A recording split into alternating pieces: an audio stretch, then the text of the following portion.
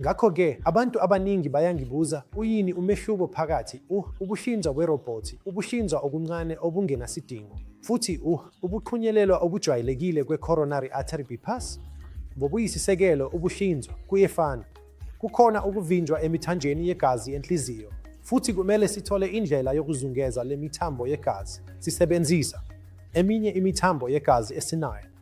Umehluko usekuxhunyweni kwe-coronary artery bypass grafting. Une-coronary artery bypass grafting unesimbobo esikhulu eside phansi phakathi kwesifuba sakho lapho ithambo lakho lesifuba lihlukana khona bese siyakuhlinza.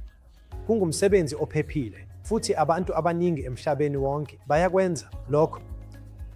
Kungumsebenzi ophephe kakhulu, kodwa okubi ukuthi isikhathi sokutakula side kakhulu.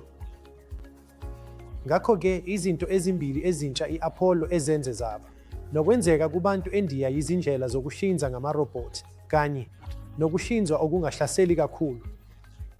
Zombili lezi zindlela zokuhlinza zisiza ekunciphiseni usayizi wezimbobo zokuhlinza. Ngakho esikhundleni sobusikwa okukhulu okude phansi phakathi kwesifuba sakho unezimbotshana ezincane eceleni kwesifuba sakho. Ngale ndlela ukuhlinzwa kusalokhu kufana. Kufanele sifeze ama-bypasses. Nokho, ukufinyelela indlela esingena ngayo esifubeni sakho kuyashintsha. Ngakho-ke ngokusikwa okuncane, ngokusobala ukulahleka kwegazi kuncane, ubuhlungu buyancipha, futhi ngenxa yalokho, isikhathi esincane sokululama.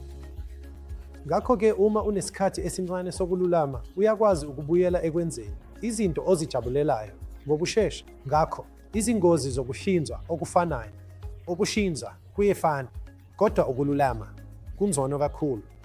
Akubona bonke abaguli abafanele ukuhlinzwa ngamarobhothi noma ukuhlinzwa okuncane.